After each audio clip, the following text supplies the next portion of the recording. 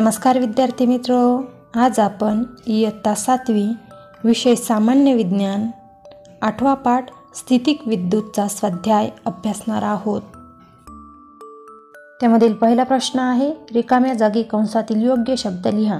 कंसात शब्द आहेत सदैव प्रतिकर्षण, सदैव आकर्षण, ऋण प्रभाराचे विस्थापन, धन प्रभाराचे विस्थापन, अणु, रेणू, स्टील, तांबे, प्लॅस्टिक, फुगवलेला फुगा, प्रभारित वस्तू, सोने।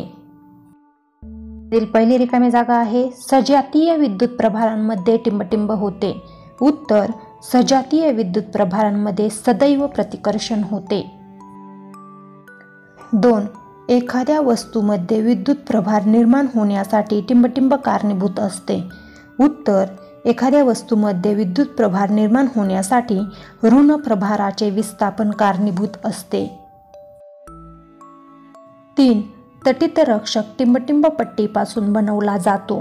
उत्तर, तटितरक्षक तांब्याच्या पट्टीपासून बनवला जातो। 4. सहजपणे घर्षणाने टिंबटिंब विद्युत प्रभारित होत नाही। उत्तर, सहजपणे घर्षणाने प्लॅस्टिक विद्युत प्रभारित होत नाही। 5. विजातीय विद्युत प्रभार जवळ आणल्यास टिंबटिंब होते।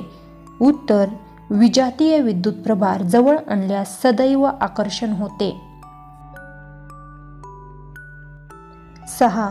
विद्युतदर्शीने टिंबटिंब ओळखता येते। उत्तर, विद्युतदर्शीने प्रभारित वस्तू ओळखता येते। प्रश्न 2.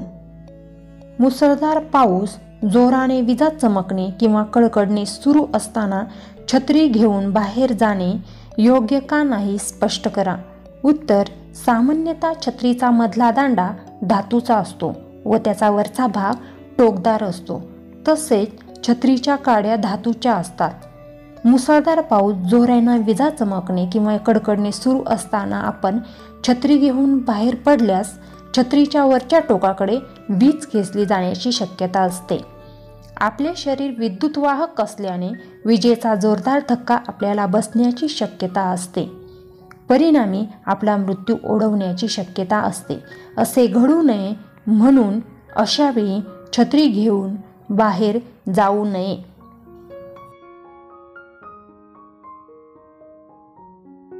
प्रश्न 3. तुमच्या शब्दांत उत्तरे लिहा। त्यामधील पहिला प्रश्न आहे, 1. विजेपासून स्वतःचा बचाव कसा कराल? उत्तर, विजेपासून बचाव करण्यासाठी तटितरक्षक बसवलेल्या घराचा आश्रय घ्यावा। 2. प्रभार कसे निर्माण होतात? उत्तर, दोन विशिष्ट वस्तू एकमेकांवर घासले असता एका वस्तूवरील ऋण प्रभार दुसऱ्या वस्तूवर गेल्याने ती दुसरी वस्तू ऋण प्रभारित होते, तर पहिली वस्तू धन प्रभारित होते। 3. तटितरक्षकांमध्ये वीज जमिनीत पसरवण्यासाठी काय व्यवस्था केलेली असते? उत्तर, तटितरक्षक तांब्याच्या एका लांब पट्टीने बनवलेला असतो। त्याचे एक टोक चर्च सारख्या उंच इमारतीच्या सर्वात उंच भागावर बसवलेले असते। या टोकाला भाल्याप्रमाणे आग्रे असतात। दुसरे टोक जमिनीच्या आत बिडाच्या अथवा तांब्याच्या जाड पत्र्याला जोडलेले असते। जमिनीत खड्डा करून त्यात कोळसा व मीठ घालून हा जाड पत्रा उभा केलेला असतो। त्यात पाणी टाकण्याची सोय केलेली असते, त्यामुळे वीज चटकन जमिनीत पसरली जाते व विजेच्या आघातामुळे होणारे नुकसान टळते।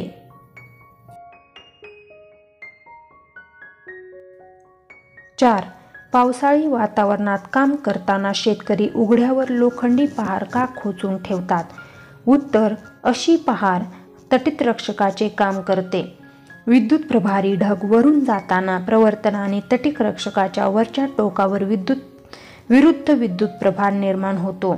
ढगावरील विद्युत प्रभार व हा विद्युत प्रभार यांच्यातील आकर्षण बलामुळे खालील प्रभावित होणारे विद्युत प्रभार पट्टीमार्फत जमिनीत जातात व त्यामुळे शेतकऱ्याचे नुकसान टळते।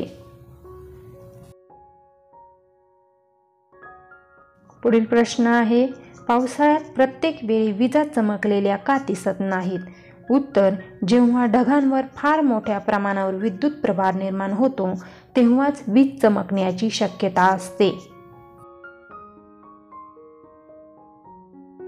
प्रश्न 4. स्थितीत विद्युत प्रभाराची वैशिष्ट्ये कोणती? उत्तर, स्थितीत विद्युत प्रभार वस्तूवर घर्षण झालेल्या ठिकाणीच असतात. दोन वस्तू परस्परांवर घासले असता त्या वस्तूंवर जे विद्युत प्रभार निर्माण होतात ते विजातीय व समान मूल्यांचे आणि थोड्या कालावधीकरताच असतात. प्रश्न 5. वीज पडून काय नुकसान होते ते न होण्यासाठी जनजागृती कशी कराल? उत्तर, वीज पडल्यामुळे झाडे जळून जातात, इमारतींचे नुकसान होते, प्राणहानी होते, घरातील विद्युत उपकरणे निकामी होऊ शकतात. विजा चमकत असताना बाहेर पडू नये असे लोकांना समजावले पाहिजे. पाण्यात उतरू नये, उंच ठिकाणी जाऊ नये, आपत्ती व्यवस्थापनाची माहिती असावी, इमारतींवर तटीकरक्षक बसवून घ्यावा.